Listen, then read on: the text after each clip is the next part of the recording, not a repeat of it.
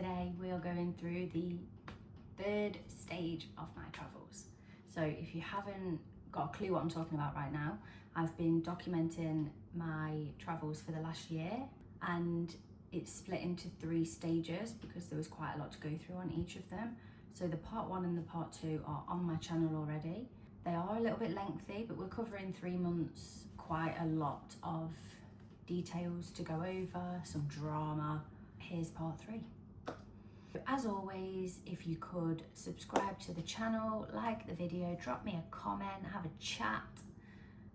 It would be really appreciated because it genuinely does boost my career that I'm trying to build. So I'm just gonna have to ask for that, I'm afraid. Quick thumb taps. I really appreciate it. So the areas covering part 3 are Bali, Abu Dhabi, Dubai, Philippines, and lastly Australia, where I am now, that I've been here since just before Christmas. The last video we left off was I flew from Mauritius over to Kuala Lumpur to get to Bali, and Bali was my longest stop across the year. I would say across 2025 most of my time was spent in Bali. That was like my base place from the UK. Bali was my new base where I just, I love that place. So when I first landed this time round in Bali, I was in Canggu, but like the top end of Canggu, so Peraranan or Peraranan, however you pronounce that. I love that side of Canggu. It's a lot more steady. I mean, it's busy still, but there's, I don't know, it's just got a nicer feel to it. It's less touristy, I would say. I feel like people live there. They move to that area rather than visit that area. I've also done Ubud. I did a month in Ubud back in April between travels again. That needs to be a whole new episode actually, because I hired a chef to come out and cook for me for 3 whole weeks, and it was an alkaline retreat. So that definitely needs jumping into in depth on its own episode. Yeah, 3 weeks in Ubud doing that. So I had a month in Ubud in total. This trip from Mauritius was to Canggu, which was, yeah, just nice. Like I can just fall into place in Bali. It's very easy to just slip right in. The Balinese people. They're just so friendly and helpful, and it's just welcoming. It's inviting. With how I eat, I'm very selective on the foods and how it's cooked and things like that. It's very easy for me to eat in Bali. The easiest place in the world for me to eat so far. So yeah, if you've got strict dietary requirements or preferences or allergies, Bali are very, very good at accommodating that. Yeah, so Bali is just one of those places where you can just cruise through life. Everybody's doing their own thing, everybody's minding their own business. The environment gives you that feeling. You just feel content. But yeah, the food aspect, the fresh fruit, the coconuts, you know, it's all in abundance. It blows my mind how well the food is out there and how cheap it is, because it's gone through no processing. It's found on the island. It grows there. You know, it gets picked out by the locals and it ends up in the restaurants. Like, that is how food should be delivered. Hence why I left the UK. Because you just can't, everything's imported pretty much. There's some stuff that you can get grown in the UK, but it's not native to England. Whereas a lot of the food native to Indonesia is just all there. Yeah, it's just an easy way of living. I did rescue a street dog while I was in Bali, which was so traumatic, but it was so rewarding that I'd helped this one dog. And I know it's just one dog, but it's better than no dog. We were sort of in the village with all the locals. This boy, Max, I named him Max. He was the sweetest little dog. He was so cute. And he was hobbling towards me and he was so skinny. His skin was really bad. They all get skin infections quite easily in Bali because it's so contagious. I just couldn't leave him. I was in floods of tears. It was so sad. He'd got a broken hip. So he was hobbling, and you could see from the top of his back, like the spine alignment was just off. There was a clear breakage within his structure. So I just felt it's my duty now to save this dog. Like I need to get him to a vet, he needs help. I think it took me 2 hours to try and come up with a solution. Messaging quite a lot of people. I didn't know them, they were just sending me someone's number and said contact this person, contact that person, and you know, they were all Balinese people that have or know somebody in the veterinary industry. So it was difficult. 2 hours had passed, I think, and then we finally got a pet taxi, a dog catcher. They do things differently to what I'm used to seeing around the UK, but they would shoot a dart like through a pipe that would just knock them out, and then they would transfer them into the car, because that's the only way you can get an injured dog into a car out there quickly and efficiently. Especially when street dogs, their instinct is to protect and fight for food and things like that, so then they don't behave the same way, they're very independent. So I guess you have to treat them differently. We got the dog into the taxi, got him to the nearest vets, and I paid for his 2 weeks stay at the vets with all of his treatments that was needed. So he needed the infection treatments, the flea and worming, the surgery for his hip. His hip joint was out of place, it had come out of his socket. So he needed that putting back in, but he'd also cracked his pelvis from where the hip had come out. So he needed that. He needed something chipping away so that it fit in better. So he had full surgery on that. And then I also got him neutered while he was under, because the dog population in Bali is crazy. Very emotional but rewarding day while I was in Ubud. And then after that, it was daily checks. I'd just go and see him at the vets and just make sure he's okay and give him some fuss. And I'm so glad that I did it. And I managed to get some donations as well that helped me pay for the care that he needed. And now he's in a sanctuary up in, if you look at Bali on a map and you have Ubud here, you're just kind of up here in the middle of green. So he's really safe, tucked away with hundreds of dogs in this sanctuary. And I've been up to see him there twice as well while I've been around the area. So yeah, Max is safe and well, bless him. So I stayed in Uluwatu and Canggu while I was in Bali this time. I've not stayed in Uluwatu before. There's not a lot there in comparison to Canggu. I think Uluwatu is just sort of one long road. Uluwatu for me is probably second. It would be Canggu, Uluwatu, Ubud. But it depends what mood I'm in, because I do like all three. So then when my time in Bali was coming to an end, I was going to Abu Dhabi and Dubai. Now the reason I added Abu Dhabi in the mix is because the flight was cheaper to go to Abu Dhabi than it was to Dubai, and I was flying with Etihad to go to Abu Dhabi, whereas if I was going to Dubai it would be Emirates. And I wanted to do both because I hear a lot of good things about the Etihad airline, and I also hear good things about Emirates. So I thought, okay, this way I can do both. And this was my first business class flight. So I was excited for the business class as well, because I was going on a long haul and it was going to be a big plane. The largest aircrafts can't actually fly in and out of Bali because their airport isn't big enough, the runway's not long enough. So you can only get, I think it's the Airbus 800 maybe, is the type of plane you can get on, but not the jumbo jets that are like 2-story Emirates kind of thing. You can't get them in and out of Bali, so they just don't fly to Bali. I went on was a medium large sized plane with Etihad, and their business class is unbelievable. To say it was my first go, I was in one of the booth looking ones where you have just the whole aisle corner to yourself and you're segmented in, and then you've got a whole lay down bed that just appears out of a chair. So that was a really good experience with business class. Their food was so good as well. I don't eat on planes anymore. I just fast on planes now. I'll eat something before, make sure I've had 2 hours before I get on the plane so my food's digested, and then I just don't eat when I'm on the plane. The menu that was offered, I just asked for the fruit. They did give me a tray of papaya and melon, which is all I need. All I need on a flight is fruit for hydration. I'll be happy with that, thank you very much. The airline was just phenomenal. I would fly with them everywhere. If I knew where they flew, they would be the airline I'd choose. They are by far the best. And then when I did on the way back with Emirates, I was very underwhelmed because I was in like a 3 and a 2, but business section, rather than you've got your own whole bay. I was still just very much sat with somebody next to me, somebody next to them. It felt a rip-off compared to the Etihad service that I got. Etihad, you need to give them a go.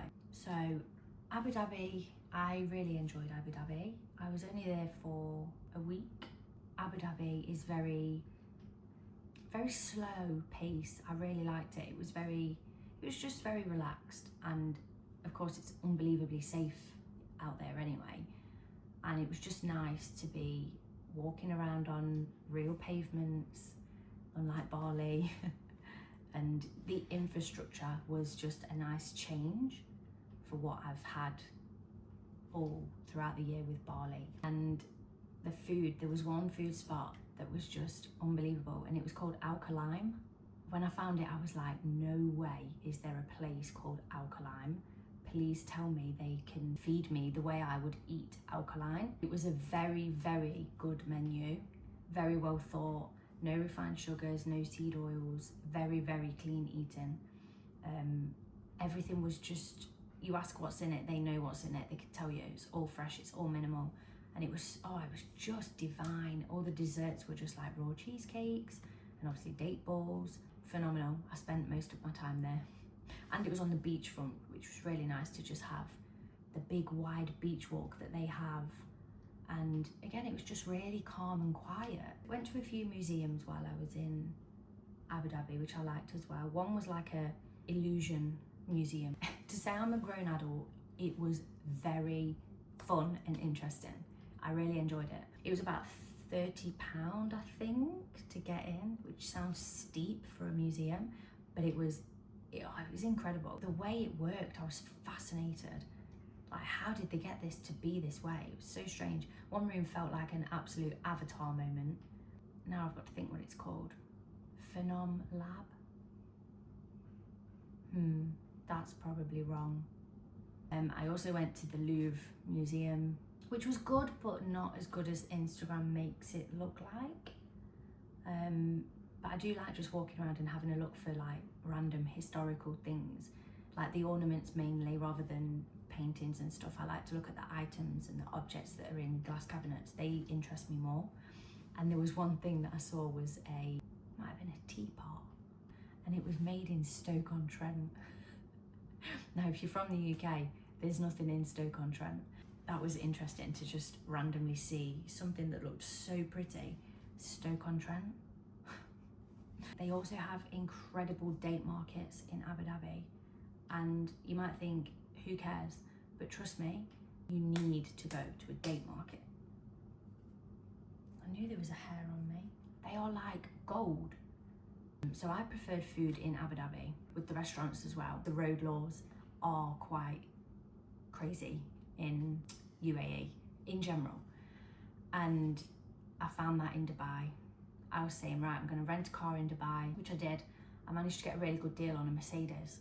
The roads in Dubai, you know, when you think of wacky races, that is exactly what it was. There was roads coming off in every angle in the middle of junctions, so it would say on the map, get in the 3rd lane from the right and take the exit. But whilst that instruction's been read out to you, the road changes in that time if you drive in. And then all of a sudden there's 2 going off one way and 2 going off another, and 1 goes up a bridge in the middle. And you've got to be in the 1 lane that's going off somewhere else. Like, I've never experienced anything like it, and I will never drive a car in Dubai again because I just did not feel comfortable or safe on the roads. And then when my friend had gone home, because my friend came out to see me in Dubai, and she came for a week. No, she came for five days. But once she'd gone, nobody was there helping me with the sat-nav, so I was on my own again. I chose to extend my trip in Dubai because there was news reported that there was going to be earthquakes in Bali. And it was around the time that I was going to be flying in, and I just didn't want to be going into that. It was set to just hit the whole island, and I was like, So I moved my flight back by 2 weeks. I think I stayed an extra 2 weeks, so I ended up doing a month in Dubai. Food was more difficult in Dubai than Abu Dhabi. The Aura rooftop pool, the infinity pool, that is definitely a go-to. You need to go there. I know the hype is around it, and I'm not someone that jumps on hypes of things, and I normally avoid anything that's hyped, but the views were just stunning, and it was so nice to just swim around this high top pool, and you've just got the view of everything. Yeah, that was really nice, and it was good value for money compared to another one we went to that was, I think it was day 3 of opening when we went, and it was so disappointing and so expensive. I want to say it was the Nobu rooftop. They created this rooftop space with an infinity pool, but you'd got 2 buildings towering both sides, so the wind coming through the entire space was just crazy. The water was rippling like you were in the sea, and the sun just didn't really get you, or it got you at a certain point in the day, but you only had a 2 or 3 hour time slot that you could choose from. So if you didn't get the right time against your compass with where the sun's going to be, you weren't getting sun on your bed, you weren't getting sun on the pool. And it was just an all-round poor experience and waste of money. Absolute waste of money. I wish I'd never booked it. But the Aura one we did as well, and that was phenomenal. And the cheapest price was the best view for some reason. And anything you do is just difficult because of the heat, so you just have to wear really light clothing. Light and oversized is your best bet. I also did a photo shoot while I was in Dubai, which was pretty cool. This was business purposes, not just like, oh, I'm vain, take some photos of me. It was for my life coaching website, and I wanted to just do it all really nice and proper, and Dubai was definitely the place to do a photo shoot because you've got the beach side of it if you need it, you've got the stunning buildings, you've got the old town. There's so many elements to Dubai. You could create different scenes by the different areas. I had a photographer and then a videographer jumped on last minute because she had a cancellation with someone else. So I ended up getting a really good price for a videographer as well as the photographer, and they were friends anyway, so it was just a really nice day. They were really helpful and supportive and like pushing me to be confident because I didn't feel comfortable or confident at all. And yeah, I did cook some stuff at home. I spent some days up on the rooftop pool. I was in the gym at the hotel. It was a nice leisurely trip. I did enjoy it. I just think it's far bigger than you think it's gonna be. Everything takes you 45 minutes to get to. Even when you think you're only going 10 minutes away, no. When you press go on that map, you've got a whole spider web of roads to get to where you need to go. So always put more time aside when you're going traveling. Dubai is pretty expensive. Accommodation's more expensive. So yeah, then I left Dubai and went back to Bali. That was my business class flight that was underwhelming. I think Emirates is personally overhyped, overrated. Etihad, however, I will sing their praises. I loved it. I felt premium in it. Highly recommend Etihad. So then back to Bali. I stayed in Canggu for this one. I was staying in Uluwatu, but I moved it to Canggu. I changed my spot because I thought, actually thinking about it, I want to be in Canggu again. I'm ready for some Canggu. So I went back up there, and I didn't think I'd be the person that would like Canggu because I thought, oh, it's going to be too touristy, can't be doing with it. But actually, out of the 3 of them, Canggu suits me best with food. Ubud's not far behind, you know, very, very close in Ubud to get me with good plant-based food and no refined sugar and that kind of thing, no seed oils. They do cook very consciously. But Canggu, I just think, is more, it's probably less spiritual, more relocation. Ubud can be, if you go to certain places or do certain things, it can be very overly spiritual from the tourists, and it's a bit, but Canggu, it's not really like that. It's just, people are working there, there's a lot of nomads, and it just feels very, just works for me. Canggu is my favourite out of the main areas of Bali. I know there's loads of other places that people say are beautiful that you need to go to and not the tourist places.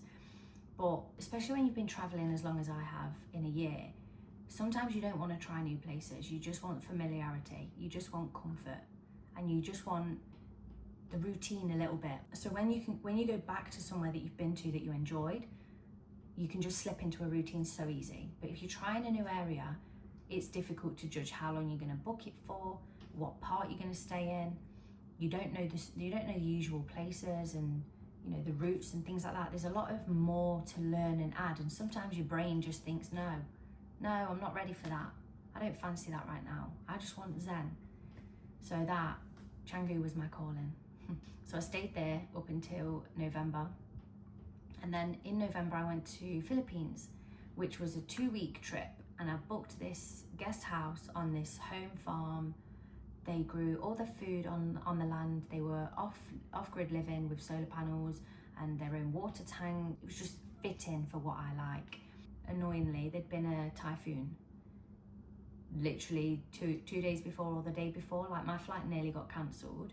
They were cancelling flights. Mine was the first day that they were allowing flights again.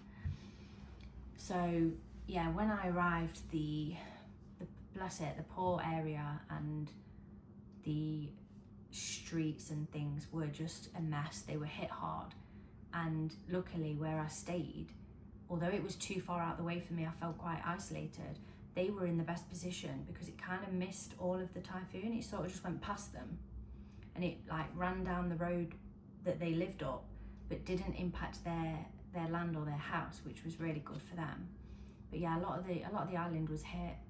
A lot of the Philippines in general was hit, to be fair. Some were really, really bad. I was hoping to get on a bike and just drive around and cruise and see the island and stuff, but where I'd stayed, the road up was like a dirt track, which pre-typhoon, that was just a normal dirt track. Post-typhoon was like motocross that you see on films, where it's just this bumps and potholes and everything. And I thought, there's no way I can ride a bike up and down there. So that just really isolated me further. I didn't enjoy it for that reason. I was so far away from things, and I had to order tuk-tuks to get down this road and out and about. Philippines is very much island hopping. So yeah, I did some zip lining, some beach days. I didn't really do a lot, and I felt like I spent a lot. So Philippines for me was a really disappointing trip. I actually left early. I cancelled my stay. I got another flight. Part of my flight was obviously a loss of money. Yeah, I just didn't enjoy it. The island I was on, you've got to go to other islands, and I'm just not that kind of traveller. The food access also wasn't as good as I thought it was going to be. And the airports they're not very modernised in a way that systems run well. There's not really much functionality with it. So every flight was always late. Why? Every flight was late. And I've researched this, and it's a known thing in Philippines that flights are never on time. Both of my flights were late. All of them actually, because there was 4 in total. So it's a flight from Bali to Manila, and then from Manila to the island I stayed on, which I forgot the name of. Damn. Why am I like this? Anyway, and then back again. So it was 4 flights in total, and all of them were delayed. So just adds unnecessary stress from I don't even know what. So yeah, I didn't enjoy pretty much all of my experience in Philippines, but my tuk-tuk guy was so friendly. I loved him, he was brilliant. His name was Nelson, and I met his little girls. He was just a gem. So caring and just kind, and would help anyone that needs a lift down this long dirt track road that's been destroyed. He would pick them up with me, and just they'd jump on the back of his bike or they'd get in the tuk-tuk, and he was just that way. He was just lovely. And I went back to Canggu again, which was even better. And then 2 weeks in Bali, just again plodding along, existing, slow living, just chilling, enjoying every day, just doing what I want to do, fancying driving somewhere, just going on the bike. I just enjoy that life, that kind of freedom. I did that for 2 weeks, and then I flew to Australia, which is 5.5 hours to the east side of Australia. So I flew over there to see my mum for a bit while she was there, which tied in well for Christmas. And then once my stay in Australia's finished, I will be going to Fiji, LA, Miami, Bahamas, and Italy for my friend's wedding. The good thing about those travels are I'm taking you with me. Everything I've now discussed with you is obviously all my last year. So my next round of travels going forward is going to be far more interesting because you get to experience it with me. So that's the plan for 2026. And then from Italy, I'm not sure where I'm going to go. There'll be some options and I'll think of stuff near the time, but logistically, I think it needs to be Bali or America, depending on how much I love America. If I do go to America, I will probably venture over to Panama at the same time. Up to April, that's where I'm going anyway. By the end of April, I don't know where I'm gonna be. So yeah, we'll find out together.